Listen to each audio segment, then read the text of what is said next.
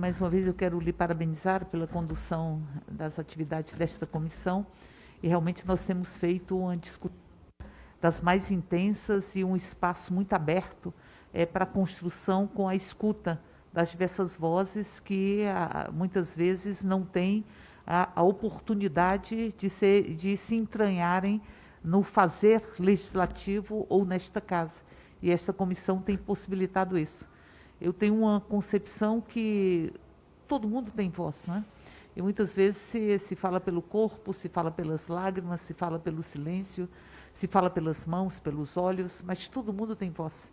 E muitas vezes essas vozes não são percebidas.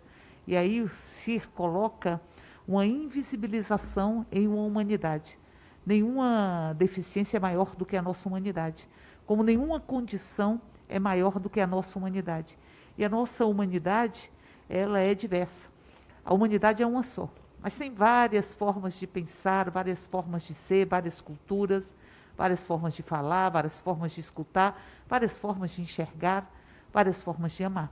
Mas a humanidade é uma só. Por isso, quando nós falamos desta política pública, que é a educação, que penso é a política que mais está entranhada em todas as outras políticas. Porque penso que as políticas são enganchadas umas nas outras, posto que você não divide os direitos. Os direitos são interrelacionados, indivisíveis, e, portanto, as políticas públicas que asseguram os direitos também são interrelacionadas e não podem ser divididas. Mas há uma política pública que se derrama sobre as demais. Eu falo da educação. Porque na educação você tem diálogos de gente, são diálogos de pessoas. Pessoas com tudo, com toda a sua história, trazendo o que representa a sua comunidade, o que representa o seu território, o que representa a sua própria experiência, os seus sonhos, ausências de sonhos. Então, portanto, nós estamos falando de educação e estamos falando de diversidade. A diversidade faz com que cada um e cada um de nós tenhamos especificidades. Por isso, a LBI, a avaliação biopsicossocial, ela avança para dizer que deficiência é a sociedade, ou são as estruturas sociais que não permitem que a diversidade possa se expressar com toda a sua igualdade de oportunidades. Então, portanto, nós precisamos romper com a deficiência de modelos de cidade que não são universais, de tantas barreiras atitudinais, barreiras de comunicação, barreiras arquitetônicas, que impedem que nós entendamos que cada um de nós tem uma singularidade que precisa ser respeitada e que se desenvolve e adquire forma a partir das relações com os outros. Por isso é tão importante falar de educação inclusiva, tão importante.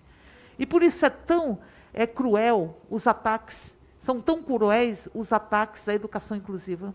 Não apenas isso que está em discussão também no Senado, que é impedir a educação inclusiva, como também você ter uma fala de um ministro da Educação que diz que as crianças, que as pessoas com deficiência atrapalham os demais.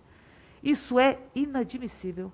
Eu acho que isso demonstra que este ministro, com esta concepção, atrapalha o desenvolvimento da sociedade.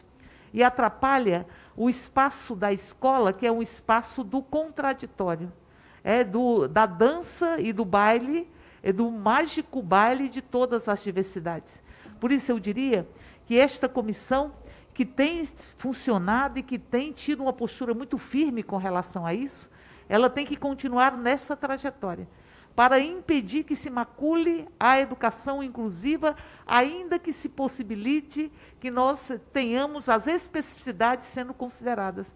Isso vale neste período de pandemia, quando você tem, muitas vezes, a ausência da própria escola, e vale também nas transições, nos retornos que estão acontecendo, as aulas presenciais em vários estados, que muitas vezes não consideram a interrupção das rotinas para as pessoas que têm transtorno de espectro autista, que não consideram uma série de processos e de evoluções e de expressões individuais. Por isso, deputada Rejane, eu concluo dizendo que os desafios são imensos, porque eu penso que há muito tempo nós não temos visto tantos ataques.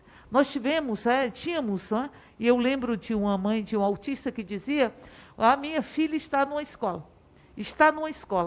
mas por muito tempo ela não saía de dentro de casa, mas ela está numa escola e essa escola possibilitou o desenvolvimento sem tamanho. Eu lembro da luta das pessoas com deficiência, de meninos e meninas, para tirar o limite que caiu no Viver Sem Limite, de 18 anos, de acesso às escolas públicas. Porque o tempo é o tempo de cada um e de cada uma. O tempo é outro tempo. E as idades são outras idades. Cada um também e cada uma tem as suas próprias idades a serem desenvolvidas. Você não poderia ter um recorte de tirar essas crianças, esses adolescentes, do convívio na escola pública porque tinham chegado a um limite de idade. Porque eu lembro de uma menina que ela dizia, eu estou dançando balé. E eu comecei a dançar balé agora. E agora querem me tirar dessa escola? Querem me tirar dessa escola? Então foram tantos desafios que foram sendo colocados e vencidos. E agora nós temos inúmeros ataques que são simultâneos. É um ataque à educação inclusiva, é um ataque, é uma expressão preconceituosa, discriminatória de quem não poderia estar ocupando o Ministério da Educação. Ao mesmo tempo, a tentativa de tirar as cotas do mercado de trabalho e tantos ataques que estão postos que nós não podemos permitir que aconteçam. Por isso, eu encerro mais uma vez lhe parabenizando, dizendo que é uma alegria contar com você nesta presidência. É uma alegria e um orgulho para todas e todos nós, e particularmente para a bancada do Partido dos Trabalhadores e das Trabalhadoras, mas para todas e todos que têm um compromisso com o rompimento de todas as segregações, de todas as discriminações e de todos os preconceitos.